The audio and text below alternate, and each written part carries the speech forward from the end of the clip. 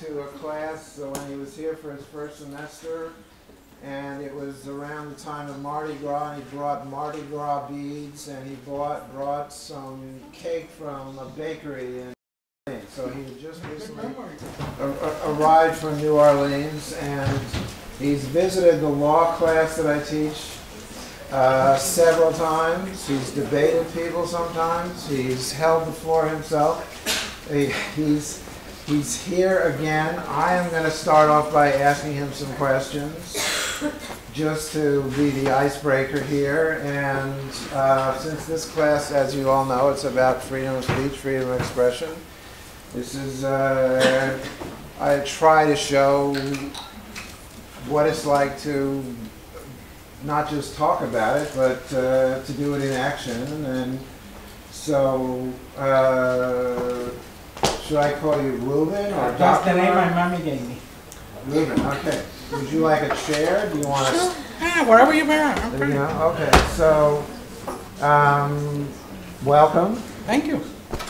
So,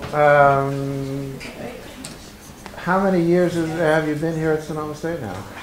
I'm on my 18th year. I came here on July of 1992 after having served 4 years as Vice President for Finance and Development at Cal Poly Pomona, and 5 years before that as Vice President at Tulane University in New Orleans. So 18 years. He and I were 12 when we were both here.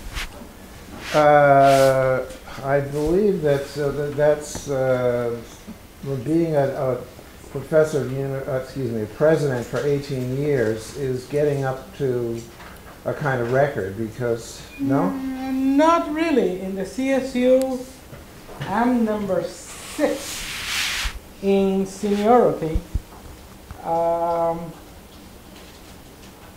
I have the president of Cal Poly San Luis Obispo is retiring this July, but he has been president over 34 years. The president of Cal State LA has been about the same time. Then you have the president of San Francisco, Fullerton, and Fresno, who have served more than I have.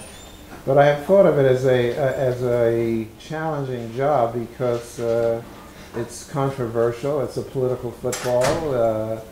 There's often a kind of inevitable built-in clash between faculty and university presidents. It's not just here. It's all over the country. It's probably all over the world. It is, and yeah, it is, and it's an interesting job. It's you have to have a pretty good feeling about yourself and confidence in yourself. You don't have lots of friends, and that's one of the recommendations I have to new presidents, is get a dog. I have 2, and they like you no matter what people write about you or say about you. They like you for what you are and who you are. And for if any of you wants to become a university president, I recommend getting a dog. All right. So I have this movie I play in my head, and maybe it's a fantasy, that sometimes you're at home, you read maybe the Press Democrat or you read the Star, you don't like what is written about you, and maybe sometimes you think you'd like to pick up the phone and call a lawyer. Does that ever happen? No, I used to be a reporter in a former life. I worked for a TV station for about 8 or 9 years in New Orleans, chased hurricanes and gorillas and traveled all over Latin America. I was working for the CBS affiliate. And if you decide to call a lawyer and all of that, you're going to spend a lot of time doing that. That's just part of what it goes with the territory and part of freedom of the press. So that some people write things about you or say things about you that sometimes are right, sometimes are not, sometimes are true, sometimes are not.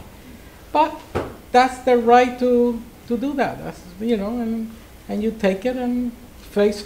As long as you're able to look at yourself in the mirror and say, are you okay with yourself? Are you happy with what you have done, or etc.?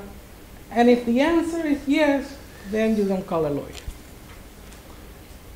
So I was at a meeting maybe about a month ago, and one of the vice presidents, Dan, was at the meeting, and I believe he had spoken to you recently. You were down in Long Beach at the chancellor's office, and according to him, you had said to him, you know, Raskin, he's somebody who can't be corrupted. And I said to Dan, name me, make me an offer, you know. Obviously, he remembers my cake, my king cake, and my well, it's part and my yes. beads. Therefore, I know, you know, we all can be corrupted.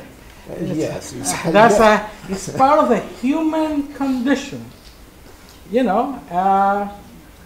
Unless you are a saint, I don't think you are. I know I'm not. Saint Jonah, no? Well, that could be, but you know, there's not a Saint Ruben. Ruben is not a. Again, I don't know how many of you happen to be Roman Catholics. I am a Roman Catholic, and you get the name. One of your names has to be a saint's name. Ruben is not. Ruben is a very old Jewish name. Therefore, therefore, I had to have a middle name. Which is a saint's name, but it is my baptism name. I don't have a legal middle name, and that's Isidore. Mm-hmm. But and I know that I'm not going to be the first Saint Ruben in the Catholic Church. I'm totally positive of that, and my 93-year-old mother can ensure of that.